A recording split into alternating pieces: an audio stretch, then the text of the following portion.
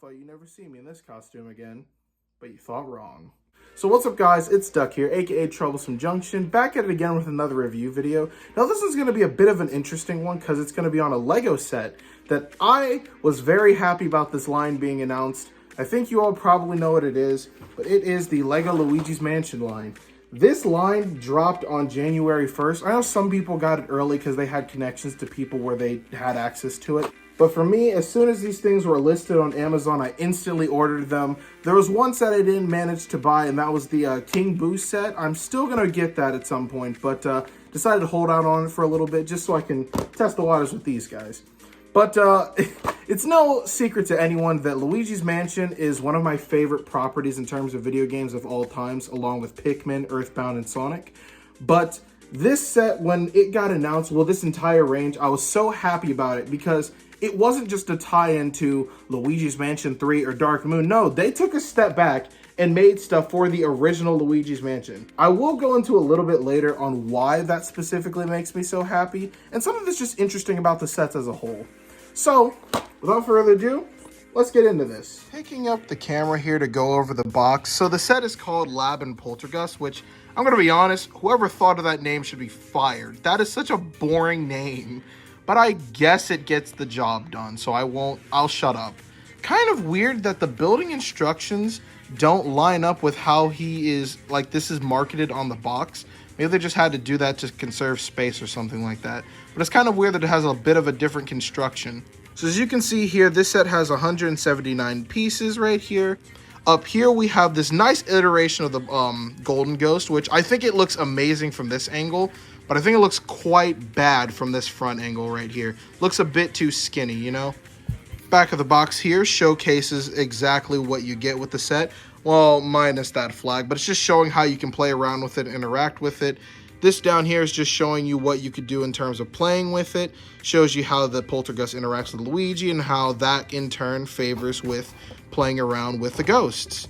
So I think that pretty much covers the box. So let's get into actually showing what you get in here.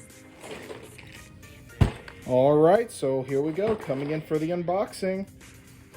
Alright, here comes the gubbins. Oh, there we go. Now, looks like for this, it's still following that same formula. For those of you who don't know, the Lego Mario line, you have to download the app to get the instructions for the characters. So, yeah, it's really not as simple as just, you know, oh, you get a piece of paper, oh, you build the set. Nope. Gotta download that app so you can get them all. You know, I really think that they have improved a lot over this line. They're making a lot of, you know, characters and enemies that you really wouldn't expect Nintendo to even care about anymore.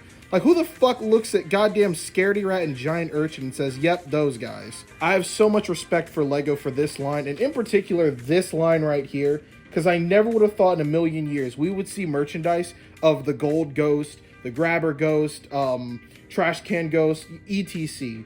I'm so surprised that they decided to go for the original Luigi's Mansion because for those of you who don't know, the only piece of original Luigi's Mansion merchandise we had was this figure right here from Joyride Studios, and the only ghost we had was the blue twirler. Now, Dark Moon was the one that got a lot of the merchandise, mainly over in Japan in the form of little statues, a couple of figurines too here and there, but Luigi's Mansion 3, I was shocked. Despite the game selling amazingly, Nintendo made like no merchandise for it at all. There's a couple of promotional little pins and stickers, a first four figure statue, and then a Burger King toy, but that was it.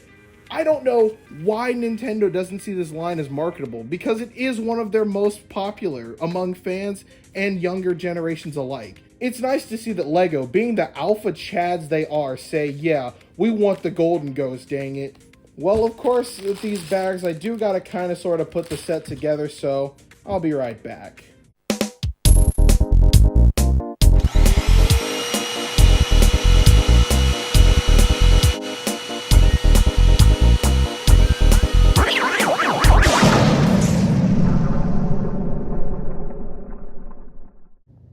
Guess I didn't need instructions. Alright, so this set, for starters, it is a very small set. It retails for around $30, which, I don't know, I feel is a little bit steep, seeing as there are a lot of other $20 sets out there. But this is still a nice set nonetheless. So right now we're going to go over the bits and components. I would test out the Luigi right here, but currently my Luigi that I have is still on the way for shipping, and I really did not feel like waiting a whole nother week when I'm back in school to review this.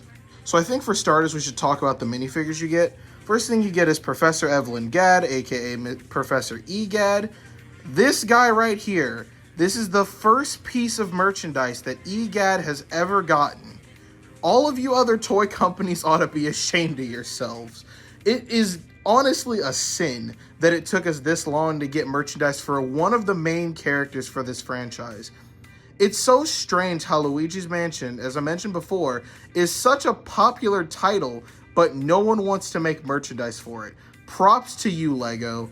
His LEGO iteration does look great. I think his goggles look a bit high. I don't know why.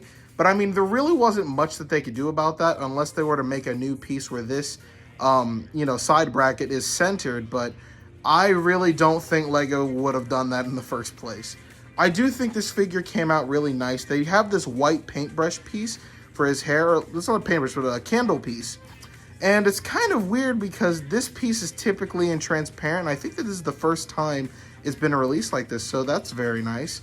His face is so iconic, and it just captures everything on Egad. His little stupid shit-eating grin, his weird swirly eyes on the goggles.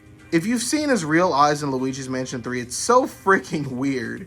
And then of course he uses the standard shoes. You see these on like Goombas and Toads and several other enemies. A great figure nonetheless. And if you scan his tile right here, Luigi can interact with it. He gets a little heart icon, and then he gets coins for it. Now this right here is the Golden Ghost. I was insanely excited for this guy because the ghosts from Luigi's Mansion 1 are my favorite. Just for the sake of, they're not cartoony, they actually seem like they're out to get you. Their faces never change, they're so lifeless, they just float towards you, they laugh at you whenever they hit you. These guys seem like an actual threat, like they're actually intimidating, whereas, Dark Moon and a little bit of 3, they're just way too cartoony and expressive. I love the dead stares from these guys, so I'm really glad they opted into making merchandise, because as I said before, the only merchandise of a ghost we got before was the blue twirler that came with the Joyride Studios Luigi. But this guy, I do have some problems with him. So as you can see here, this is the Golden Ghost side by side. This guy looks okay from this angle right here, but when you look at him from the front, he's way too skinny. And it's weird too, because there is a basis that they could have used that has a very similar shape and structure. Shy Guy. Shy Guy, I think, would have been the perfect kind of base to go off of to make these guys. Because the Golden Ghost especially, is very short and stocky, kind of roundish. I think this design would have fared better if it was on the Purple Puncher. But I don't think it really works for the Golden Ghost that much. It is very nice, definitely, but I could definitely see myself modifying this because I do believe it should have been on a 3-wide base. Because you compare him to the size of Luigi, like right here, he's way too tiny. You can see that the Golden Ghosts are definitely a lot wider and they're short but wide compared to Luigi.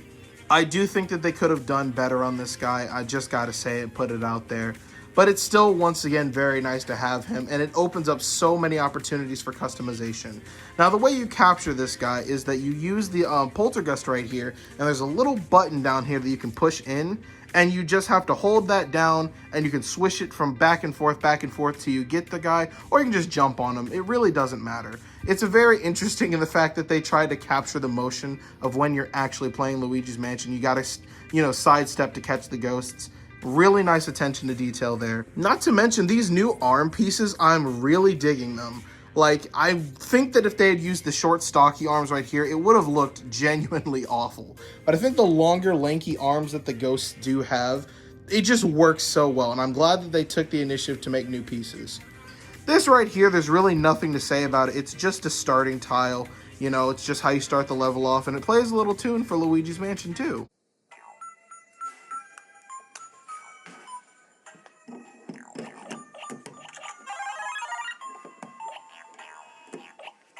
Of course, you do need a stop tile, which is like the flagpole.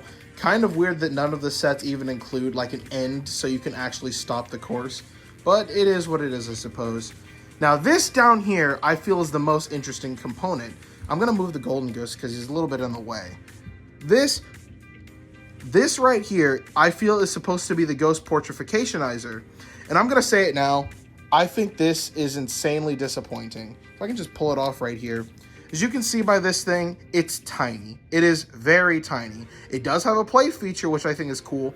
But this thing, if this is supposed to be the Ghost Portrificationizer, I genuinely can't tell. But I do believe it's supposed to be. It is remarkably small. As you can see right here, the Ghost Portrificationizer is huge, especially in the laboratory. It takes up basically the entire back wall. I feel like this set should have just been the entirety of that. Get rid of this little components and stuff back here because I'll get to these later. I feel what they should have done was giving you the Gold Ghost to simulate the training room section, which is why I believe he is here, is to simulate that. Giving us, of course, EGAD because he's fucking EGAD, and then made the rest of the set the Ghost Portrificationizer. I think that right there would have been a solid set and would have justified the $30 price point. Because as it stands, I see this as more of being a $20 set rather than a $30 set. I think $30 for the entire Ghost Portrificationizer would have been insanely nice. But if this isn't intended to be that and they release a set of the Ghost Portrificationizer, guess I'll have to put my money where my mouth is and shut the hell up. But anyways, as I mentioned earlier, this does have a play feature. If you take Luigi and you stomp right here, this little panel flips up and you get coins for it. Really nice little thing here because, you know, these sets are very big on this. All right, now these components over here are kind of weird in my opinion. So you're supposed to do with this is supposed to be a chemical wash station. So what you're supposed to do is you scan the purple one first, and you know that these bricks have been used for acid in the past Mario sets. But then you get this little blue thing right here, which is of course water. You scan the purple one first, and then you scan the blue one to basically wash Luigi off. Maybe it's supposed to represent cleaning off ectoplasm or something like that. It is kind of funny because in Luigi's Mansion, washrooms, if you go into them and interact with the sinks, you typically get a heart. So I do think that is kind of funny here, but it doesn't really make much sense. Because getting this big, clunky body to interact with these tiny things with this wall, I just don't think that really works well. Nothing really too much to say about this. This is just a toolbox with a freaking chainsaw and hammer. I think it should have been a wrench and a hammer, but you know, it is what it is. Still a very nice little detail. I don't know. I just feel that this little section right here should have been omitted from the set, and that more attention should have been focused on what is supposed to be the Ghost Portrificationizer. Now let's talk about the main thing itself, the Poltergust. Well, this is the Poltergust 3000 right here. As I mentioned before, I do not have Luigi currently, but I do want to make these videos nonetheless. So what you're supposed to do is, of course, change the pants and put Luigi in there. And then you have this little pocket right here. Now this button, you're supposed to hold it down while you capture the ghosts to simulate the fact that, oh, the Poltergust is doing the work here. And the Poltergust itself is actually really interesting. It is this new piece right here, but this is super interesting because it has this 2x2 piece right here that can pop out. So what I believe that they did this for is the fact that they are probably going to release a Dark Moon variant of this, or maybe a G00 Poltergust. So the Poltergust 5000 and the Poltergust G00 also can get merchandise, and they can just use this piece as a basis, just slap on the strobe bulb, and then maybe a little tile panel here to represent like a couple of the buttons and such at the bottom. So that is really cool. That I think that they did that intentionally for that reason, that they could just reuse the piece if need be. Maybe they'll release it as a power-up pack or something. I think that might be pretty cool.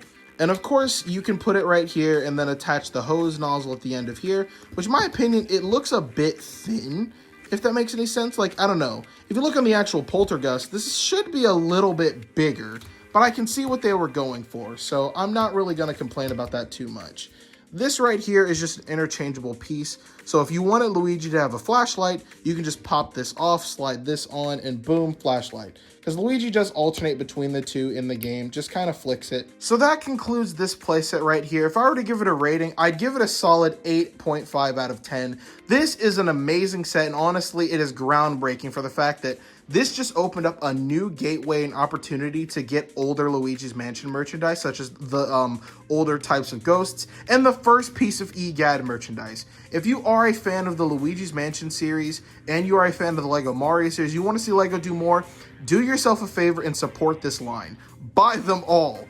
Because if LEGO sees that we like this stuff, they're going to keep making this stuff and make it apparent that, okay, let's keep making these sets and see where we go. You know, I think there's so much potential too, especially with a lot of the ghosts from the first game. I feel like the ones that'd be perfect for play features would be Speedy Spirits. Speedy Spirits, you're supposed to find them in cabinets and drawers and find them hiding. And then once you find them, you have to quickly flash them and suck them up because they're a lot faster. But when you catch them, you get lots and lots of treasure for them, which I feel would tie perfectly into the LEGO Mario line. The whole entirety of this whole, the whole basis of the LEGO Mario line is to collect as many coins as possible. And you're telling me that a ghost that revolves around giving you lots of money if you catch it wouldn't be marketable? I'd look at you and say you're crazy. I feel that the Speedy Spirit, maybe have it so you can slide it and pop it out of a little closet or something like that. I think that would be perfect for this set. Another play feature slash ghost I think that they could add is Ceiling Surprise slash the Bomber Ghost. So what they could probably do with this one is have Luigi going along, stomp on something, and then have the ghost swing in, like how he does in the game, where he hangs from the ceiling and does the laugh. I think that that would be super dope. A ghost that I personally would like to see, I would really like to see their iteration of Purple Puncher and then Blue Twirler. Blue Twirler, I'd say, is my single-handedly my favorite ghost in the game. I really do love them. And I'm glad that we've gotten other ghosts, like we've gotten Trash Can Ghost, we've gotten Bogmire, who's my favorite boss from Luigi's Mansion. We got Grabber Ghost, who makes the stupid funny sound. This line has so much potential, and I'm so glad that LEGO is tapping into it. Well done, LEGO. So that's all I gotta say for this video. Thank you all so much for watching. Be sure to be looking out for the review coming on the Bogmire set, the entryway set, because I am going to be filming that immediately after this, so I'm probably going to upload these videos probably around the same time. So that's all I got to say for this video, guys. Thank you so much for watching, and I'll see you all on the flip side.